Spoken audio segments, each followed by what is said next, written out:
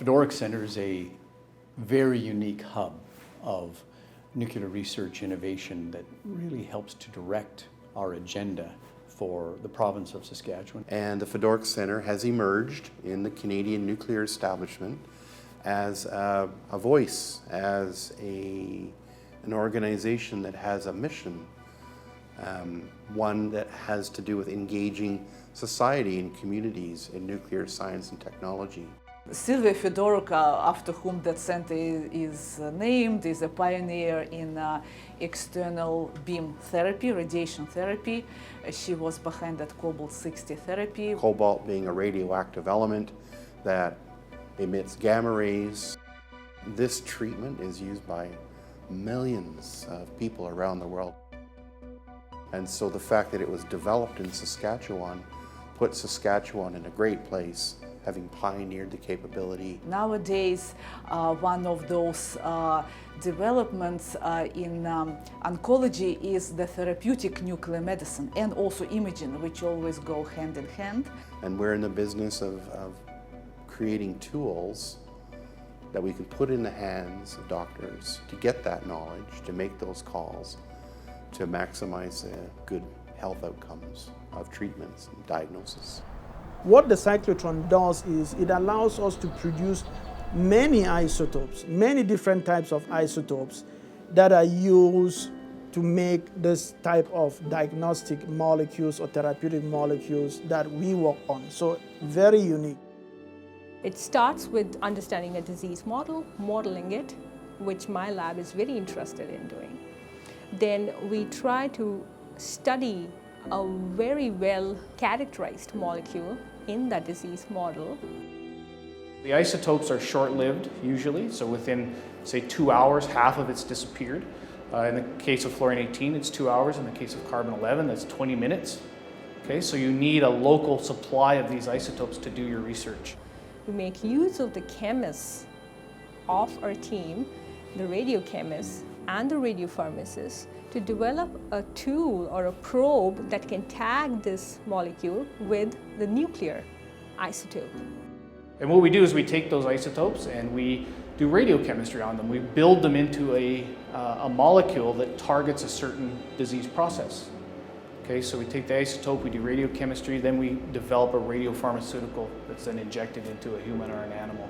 Personalized medicine with these imaging agents, you can screen and select those patients non-invasively without puncturing them for biopsies or anything, looking at all the tumors in the body at one time and really see what specific type of cancer they have and what it will respond to, and then immediately give them the drug corresponding to that type of cancer to get more effective treatment. So it really takes a lot of the guesswork out, and in cancer, time is valuable, right? So it's about getting the right answer faster.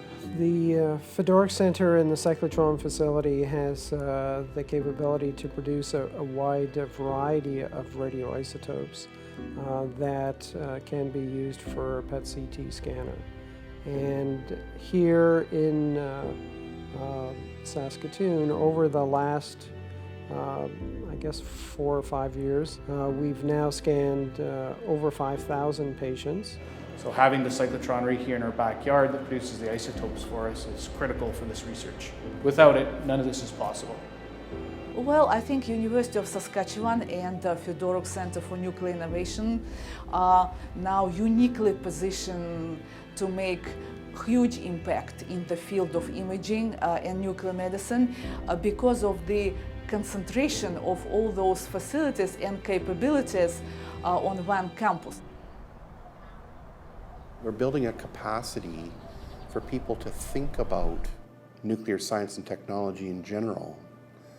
How do you make decisions about what's worth investment? How do you decide if this technology is just too risky, the benefit's not worth it? I think the nuclear space is very similar to most other policy spaces where there's a contest going on between ideas and perspectives of its value.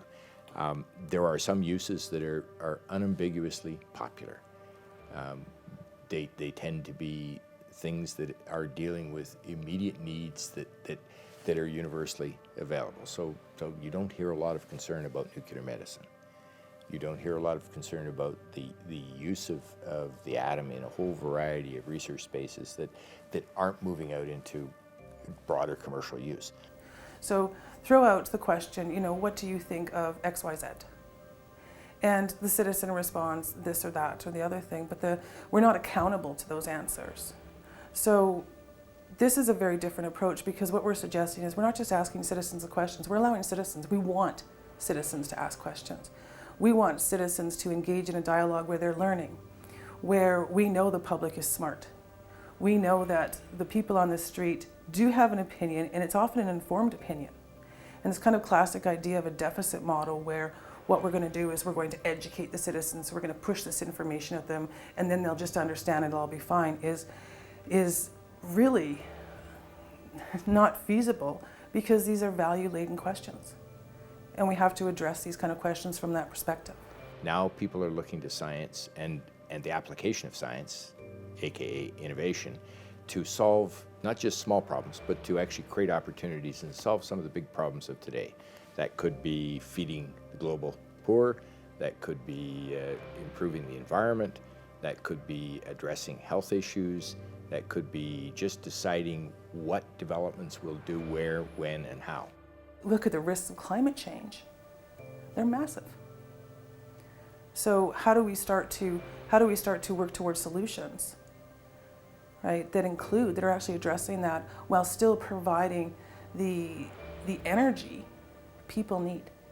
We need to have a consultation process, an engagement process that is tailored to the communities and that will be accepting and proper for them and driven by them. So it's an iterative process of talking about technology, talking about research, talking about what we do know and what we don't know, and involving people in different types of forums, in different mechanisms, in citizen panels, in citizen juries, in deliberative discussions. So there's many mechanisms to think about. Teach my students in the policy analysis class, I say the most important job is to speak truth to power. So if a government is saying no to a technology that's benign, safe, and popular, that's our job to say, look, you're misinterpreting the will of the people. That's your prerogative as an elected official to do what you want to do, but do it knowingly and with full knowledge that that's the outcome. We have plant biotechnology people who are now enabled using radioisotopes to learn about the life processes of plants. Phytopet, one of the few devices in the world that are dedicated to the nuclear imaging of plants. Radioactive emissions from the radioisotope allow you to identify what plant actually is doing with that molecule without actually disturbing the plant. So you don't have to cut it up, you don't have to, of course you can do all of those things later on, but if you would like to study different processes or study the same process over and over in the same specimen, so nuclear imaging allows you to do just that.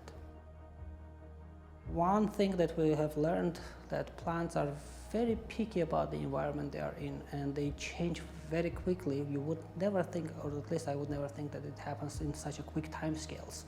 They change their behavior and how they allocate resources, how they, basically the whole physiology changes if you change the environment even a tiny bit.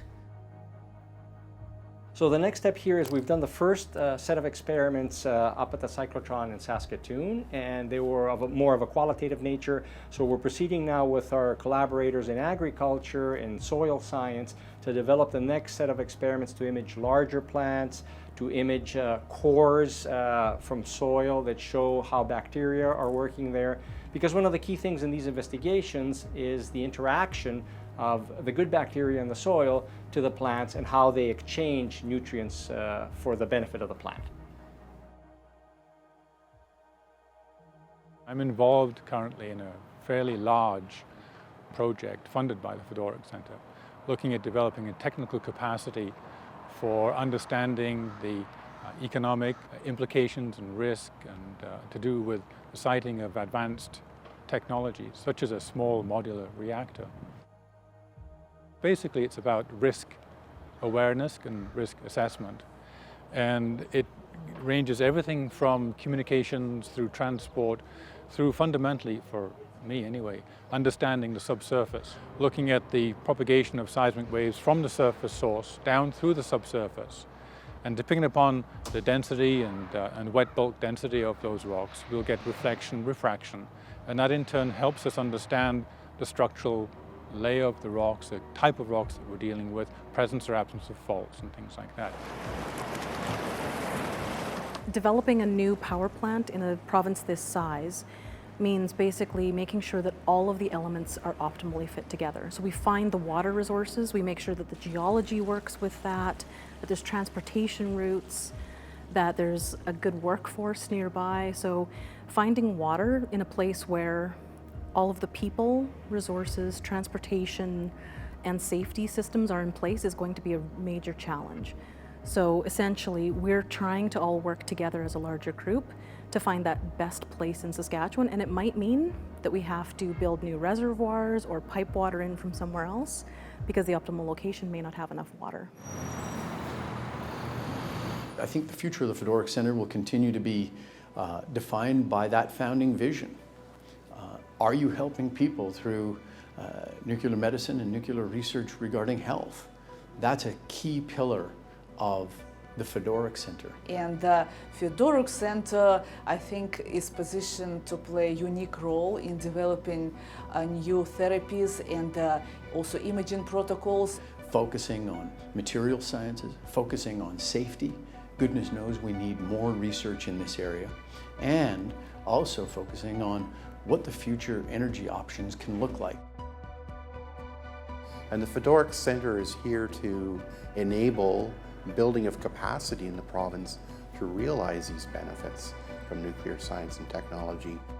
I think if we remember our roots, making a real difference, lasting difference, peaceful, progressive difference in people's lives, that's one of the marks of the Fedoruk Centre that excites me and I think is most invigorating about where we are today and where we're going to go in the future.